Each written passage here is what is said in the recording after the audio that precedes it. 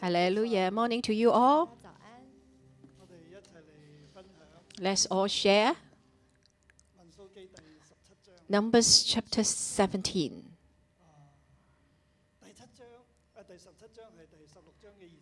So 17 is the extension of chapter 16. So we are to read together with Numbers chapter 16. So number 16 was the great chapter. Talk about the rebellion of the house of Korah. The earth opened its mouth and swallowed all the Korah and his followers. And here, these chapters talk about the rod of Aaron and bears ripened almonds. We must read these two together, Numbers 16 and 17. And the title for Numbers chapter 17, I will title it The Ministry of Life and Death.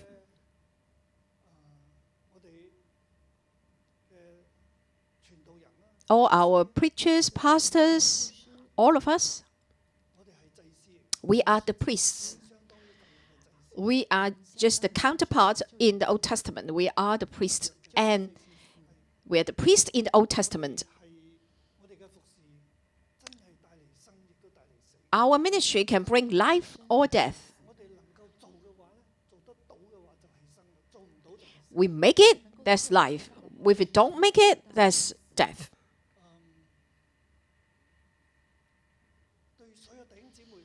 To all brothers and sisters,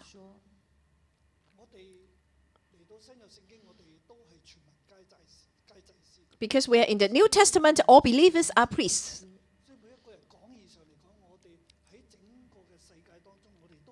In broad sense, all believers on earth are priests. All priests facing the whole, all brothers and sisters facing the whole world, we take up that office as priests. That's in broad sense. But in narrow sense, that's the preachers. In broad sense, that means all brothers and sisters. We are all priests. And this chapter today, our ministry, our service can either bring life or brings death.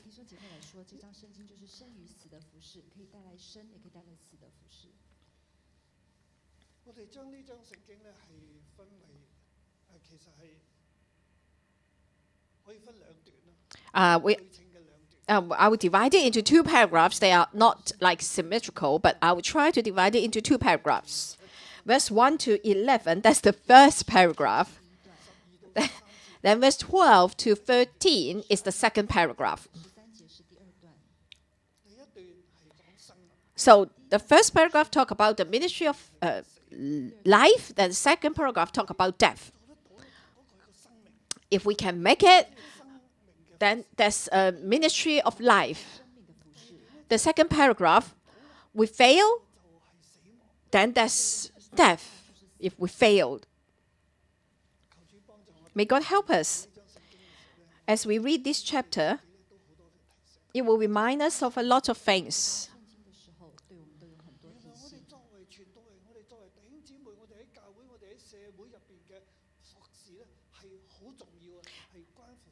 As preachers, as pastors, our ministry, our ministry to the community is about life or death.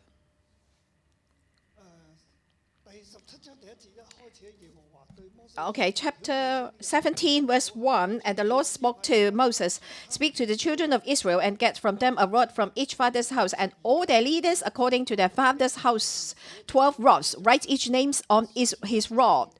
Numbers chapter 17, verse 1 to 2.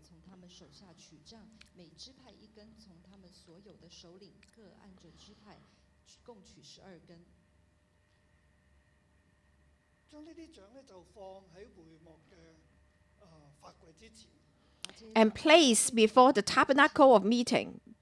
Place in the tabernacle of meeting before the testimony. Verse 4. Verse 5, the man whom I choose, the rod of the man whom I choose will blossom. So 12 rods placed before God, one for each tribe. The very one God chose, that tribe, that leader, his rod shall blossom.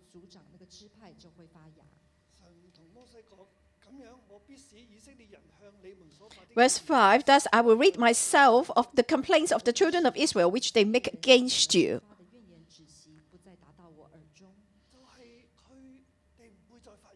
They will not complain anymore.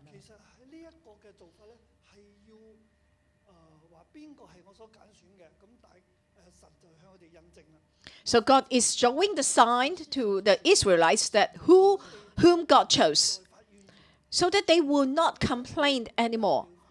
So I will tell you later why they complained in the first place. Verse 6, so Moses spoke to the children of Israel, and each of their leaders gave them a rod apiece, for each leader according to their father's house.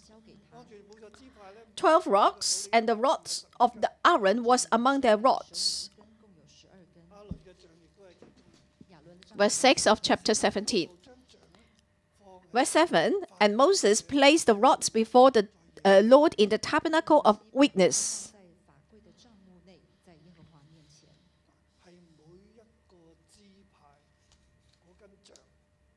Rod from each tribe placed before the Lord in the tabernacle of witness. Placed in the tabernacle of meeting before the testimony, before the Lord.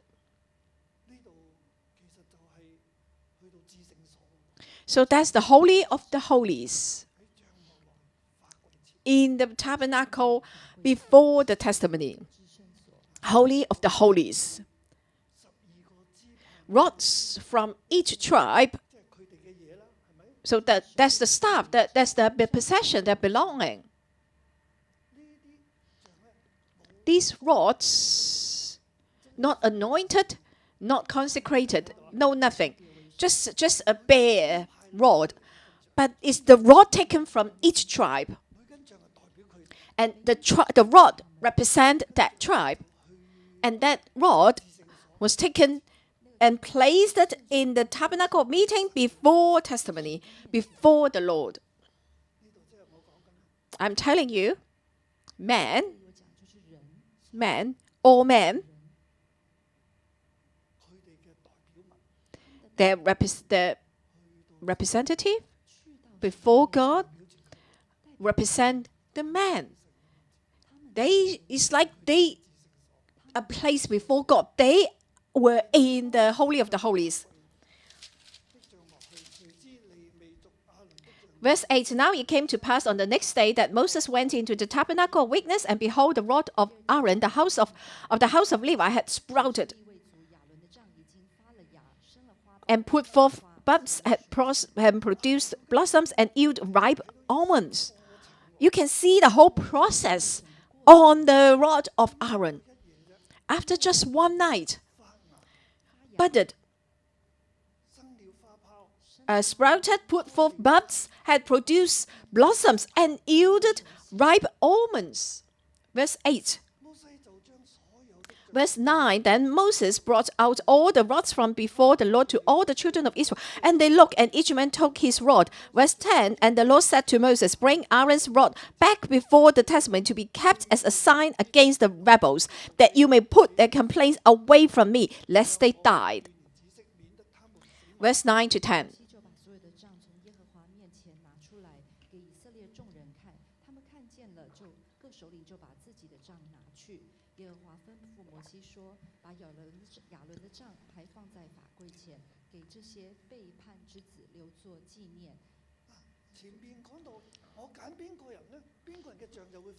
So in the first half of this chapter talks about that the rod of whom I choose will blossom.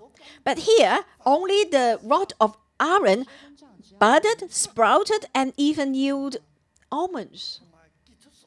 Yield ripe almonds. The remaining 11 rods, nothing happened. just stay the same.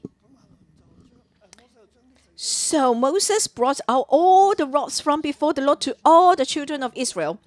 And they looked and they took their rod back. Then God said that,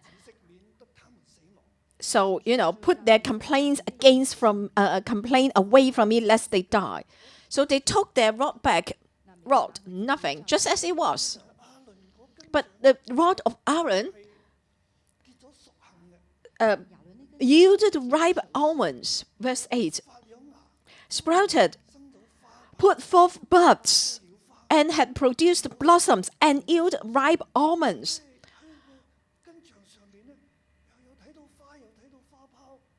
There were like buds, blossom, and almonds, everything. Wow, this rod was totally different from the other 11 rods. Basically, we can see from here, the Levites were chosen by God. The house of Aaron was chosen by God. But God did not choose the rest, the other 11 tribes. This rod is a sign, that you may put their complaints away from me, lest they die. Because they kept complaining. Facing the plague, facing the earth opened its mouth. Facing judgment of God, they kept complaining. God said that I will put away all the complaint away from me.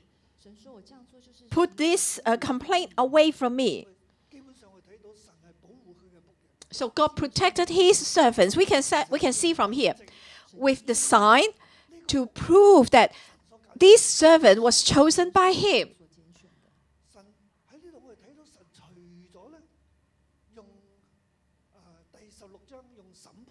Besides sending his judgment in chapter 16, plague and death, the earth opened its mouth and swallowed all the Korah and his followers. 250 leaders with the census, all these leaders burned to death by fire. In chapter 16,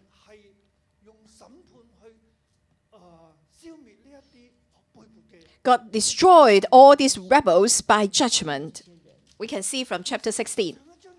In chapter 16, it's also mentioned that Aaron was chosen by God. Moses and Aaron were chosen by God. Because when the Korah arose against these people, God destroyed them all. That's in chapter 16. Through a very negative way, destructive way, it's negative and destructive way. Very passive, to prove that Moses and Aaron were chosen by him. That's got this a bit more negative and passive, but in 17 is proactive, is active. Moses and Aaron were chosen by me, but you are not. The rest are not. So we can understood straight away from this chapter. Obviously, evidently, Moses and Aaron were chosen by God. So obvious. So Israelites, do not complain anymore, lest you die. Thus did Moses, verse 11, just as the Lord had commanded him, so he did. He did this, he said this, and then the complaint was put away. That's the first paragraph. And then second paragraph, verse 12, so the children of Israel spoke to Moses, saying, surely we die, we perish, we all perish. And then verse 13, whoever even comes near the tabernacle of the Lord must die. Shall we all utterly die?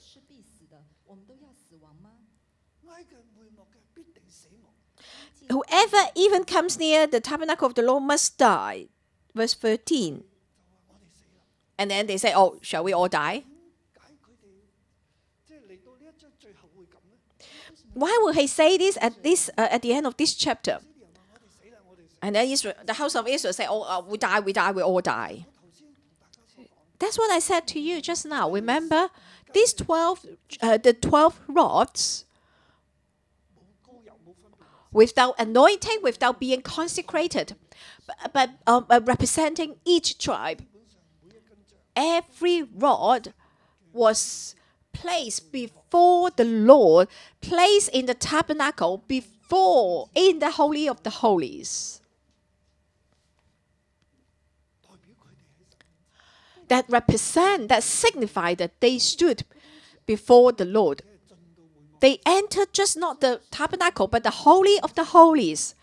Now they saw that God was not to be mocked. In chapter 16, Korah and his follower, 250 leaders, they all die.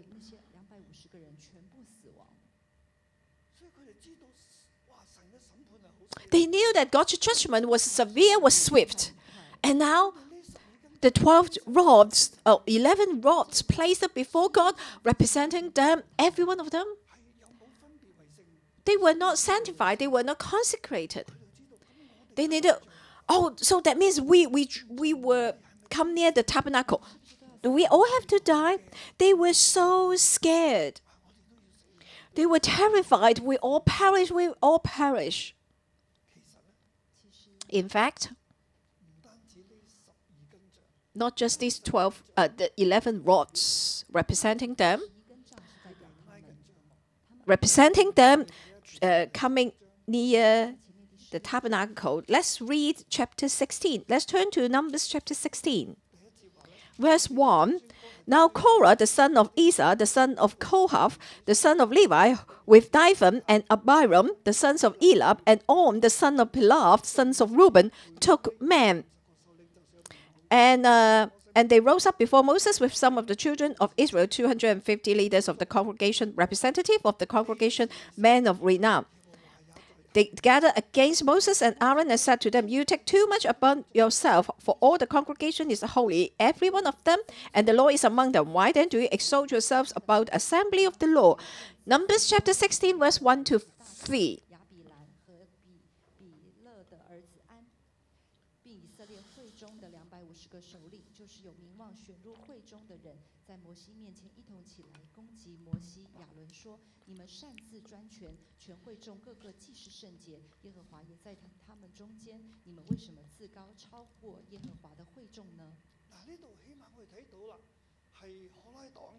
So we can see Korah and his company, his follower, including sons of Reuben, Dathan and Abiram, On, and 250 leaders. They all went to the tabernacle of the meeting.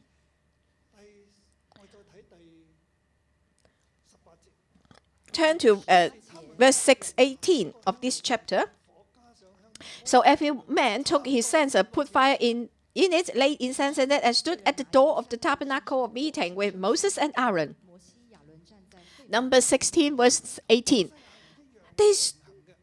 They were equal. They demand that God is holy. God is among us. God is holy, He's among us. Why do you take so much upon yourself? We all belong to God. Why do you say that God has chosen you? God is among us. It's obvious, isn't it?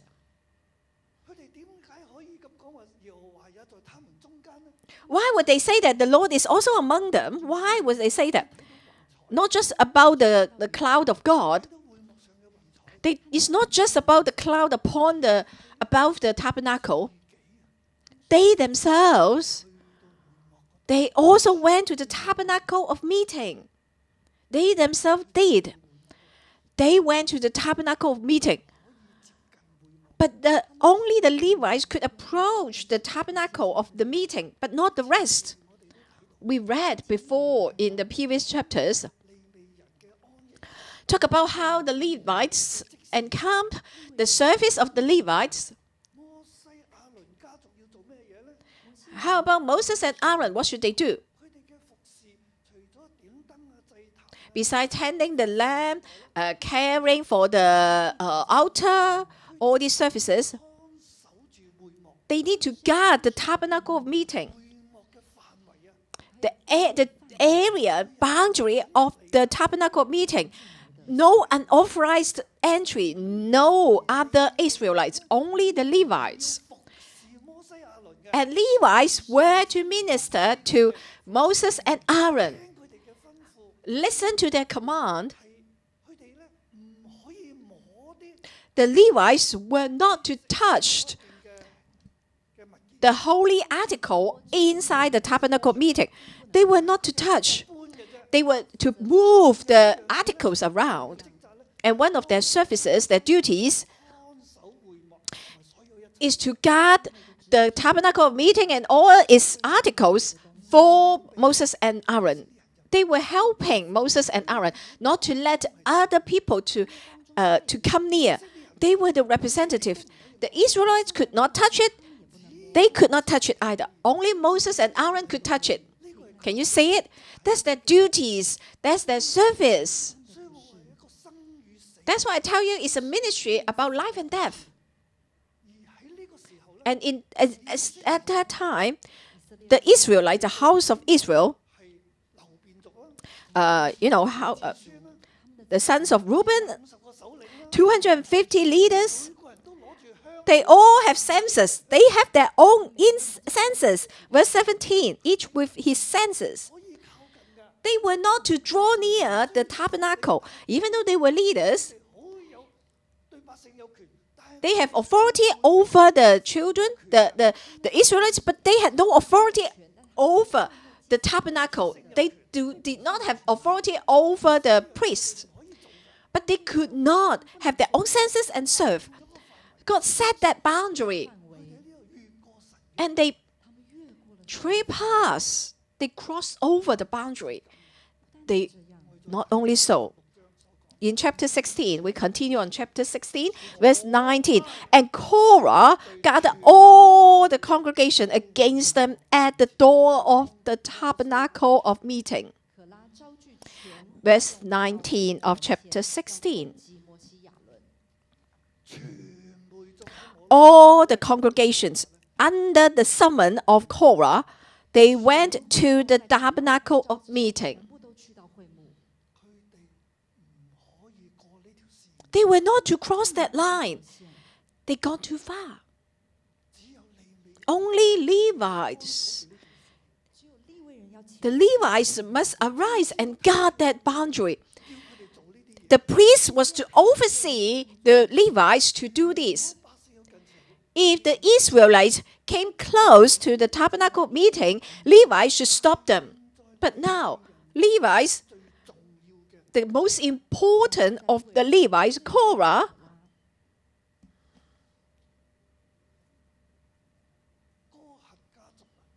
Kohathites, they encamped in the south side, the most important clans.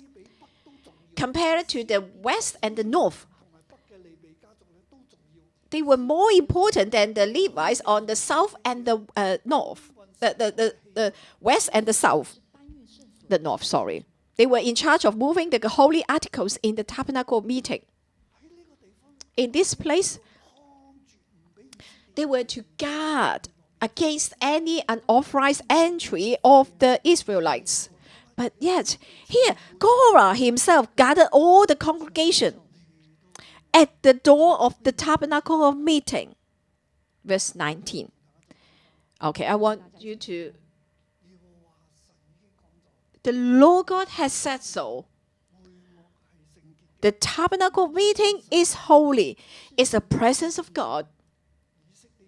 The Israelites are not. They are not to cross. They were not to draw near to the boundary of it. Not let alone to touch it. The priests delegate the job, the guard, to guard the tabernacle meeting. So the priest should oversee the Levites to do it, and the Levites must carry out this duty. is to guard the boundary of the tabernacle meeting. Now the Levites, with all the leaders, rebelled against the priests. But God has said it, the boundary is not for the Israelites to cross over. And Levites, there were things that you cannot do. You are to guard it. You are not to touch it. You can only guard it. When you are to move it, the priest will wrap it up, and then the Levites could move it.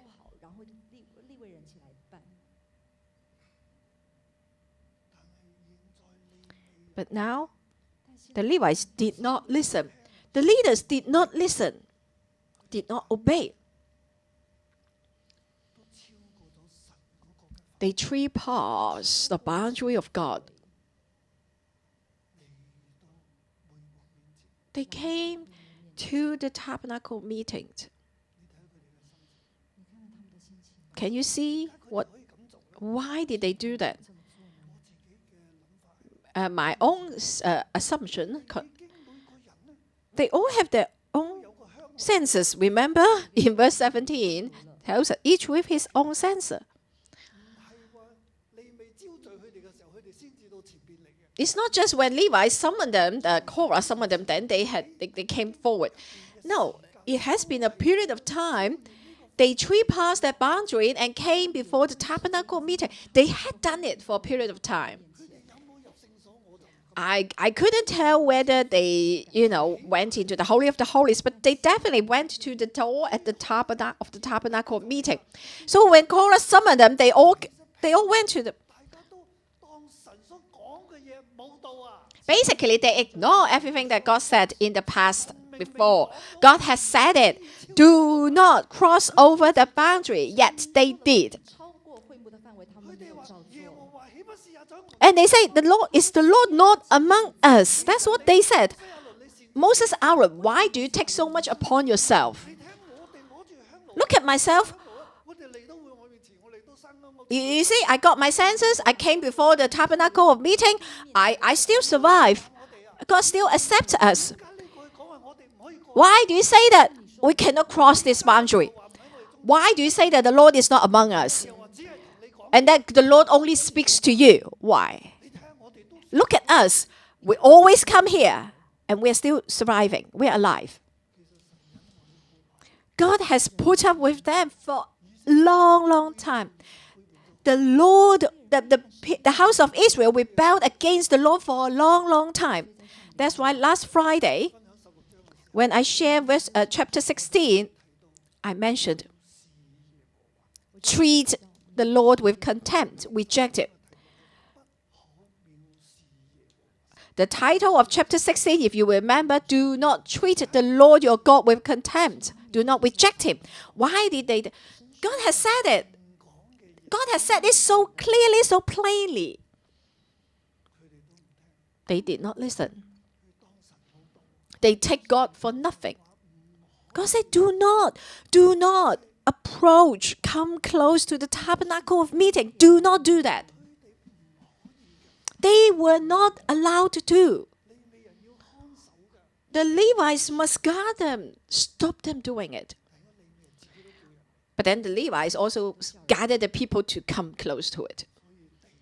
That's why the earth opened its mouth and swallowed Korah and the sons of Reuben, all his company, everything that belonged to them, livestock, little children, everything swallow up.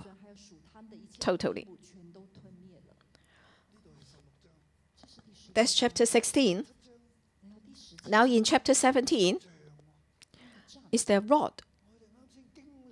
Their rods. Remember, they just experienced being burned by the fire, and then the earth opened its mouth and swallowed people alive. Now the rods, on behalf of them, went into the Holy of the Holies.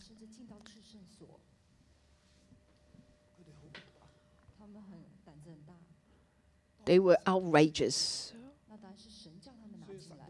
But this time, because God said that you give the rods, but when they took the rod, they saw what God did, the miracle God did on the rod of Aaron, they say, "Oh no, we will die. We'll all perish. We all perish. We come near the tabernacle of the Lord." Whether they die or not, I will tell you tomorrow. Of course, they didn't all perish. God is gracious. Do not treat God with contempt. Do not reject Him. But unknowingly and intentionally, we treat God with contempt. That's my first point. Very important. Very important. Now, chapter 17 talk about the sprouting of the Aaron's rod. Sprouted, put forth buds, have produced blossoms, and yielded ripe almonds.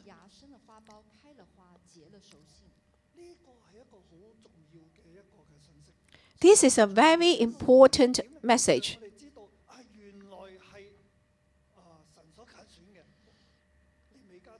So this message tells us that the house of Aaron was chosen by God in order to put away all complaints.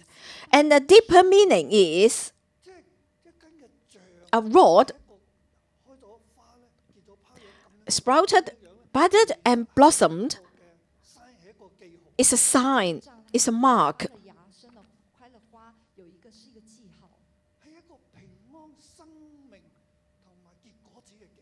It's a sign of peace, life, and bearing fruit. A rod also represents authority. So his ministry is based on the authority given by God. This rod is Aaron's rod with the name of Aaron on it. And Aaron's rod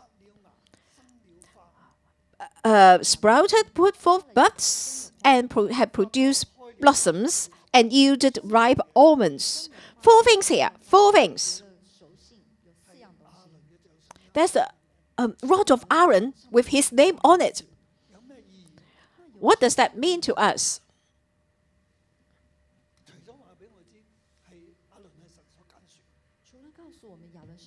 Besides telling us that Aaron was chosen by God, also, Aaron had the authority.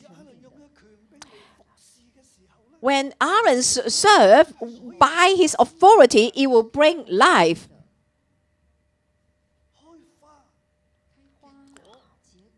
Sprouted, put forth buds, and produce blossoms, and yield ripe almonds. What does almonds represent? Among all the trees, almond is the first to blossoms among all the trees within a year. So Aaron was the first to blossom, and he has life in it. The ministry of Levi, of Aaron, the ministry of priests, bring forth life. As the priest serve this way, he brings life, peace, and his own house. The house of priests will flourish and prosper. The house of Levi shall prosper. The house of Levi, chosen by God, shall flourish. Brothers and sisters, as we as preachers, you definitely prosper. But whether you minister with your authority, in your authority, if you serve with your rod by your authority, in the authority you've given you will, your rod will produce blossoms and also put forth buds. It will bear fruit the first and the most blessed. House of Levi, house of priests, you definitely will be blessed. Brothers and sisters, on earth, among all the earth, we arise and be priests. You will be blessed for sure. On this earth, you will be blessed first. You will produce blossom first. But as Levites and priests, in reality, we feel very low. People do not think that we blossom first. We envy the marketplace brothers and sisters. They have money. They have a lot of time. You do not have faith in God. We must repent on this. Pastors in our co-work of our branch churches, do we have faith in God? Do we serve in authority? In previously, when I was in mainstream church, I did not take up my authority and serve. I try to please every brother and sister. Looking back, when I was serving in the mainstream church, I feel that all leaders were above me, just like in chapter 16. I felt that the leaders were above me. It's like their rods will produce blossom, but not my rod. To be honest, I have no rod. I was just a higher worker. And they look at your working hours, how hard you work. Pastor Zheng, a brother told me, you spend so much time preparing for a sermon. Why? How? I am an architect, a builder. I have to put a lot of nail.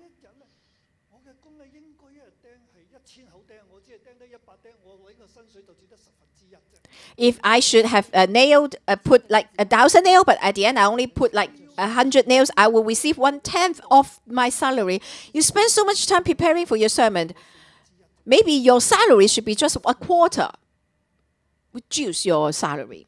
You're not doing your job. I did not have authority. Authority lied on the deacons, lied on the congregation.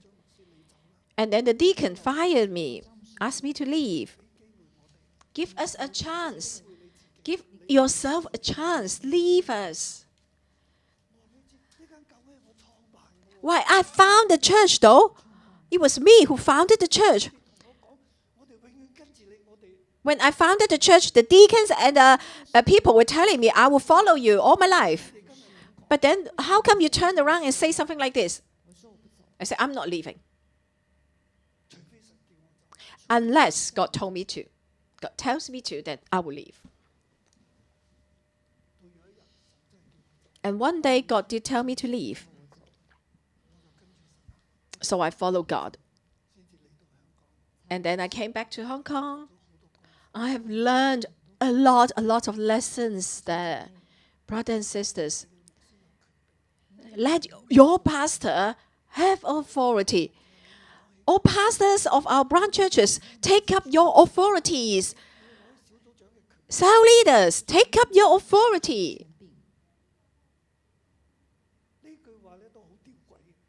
It's quite paradoxical, this line. When I say that cell leaders take up your authority, I'm telling you, do not please your cell members. Do not please your cell members. They're afraid that they do not protect them always, pamper them, please them. You are unable to disciple them. That's what happened when I was pastoring a church in Vancouver. I was afraid that the congregation would not come, they would not support me. So I said, please, please do this for me, please. I was like a social worker in Vancouver. I was not a pastor. Babysit for this one, like a driving instructor for another, and then help, and then try to clear the driveway. I was only pleasing them. Do not do that, cell leader. The more you try to please the people, the more likely they will leave. They look down on you. But when I say to take up authority, But there is a boundary of our boundary. Do not over the boundary. Yes, we are spiritual parents. Yes, that's true. They make decision, not you. You do not make decision for them. Some cell leaders, they have a lot of authority. They need to do this, they need to do that. Then we cross our line. We should not do that. May God help us. Aaron's rod sprouted and put forth bulbs. He was blessed, and his ministry will bring blessings to the whole house of Israel. He himself was blessed, and the whole Israelites was in peace and life. If he had not served well, he did not make sure that the Levites were guarding the boundary, and the Israelites would be able to come before the tabernacle meeting. The Israelites would die. And the sin will be upon priests and Levites. They will die too if they had not done their job. That's why I tell you, this is a ministry of life and death. Today we're facing this world. We are under God's judgment. Brothers and sisters, let's return. Let's come back and take up our authority and serve. Take up the rod. We want to bring life, bring forth blessings. May God help us. That's the end of the message today.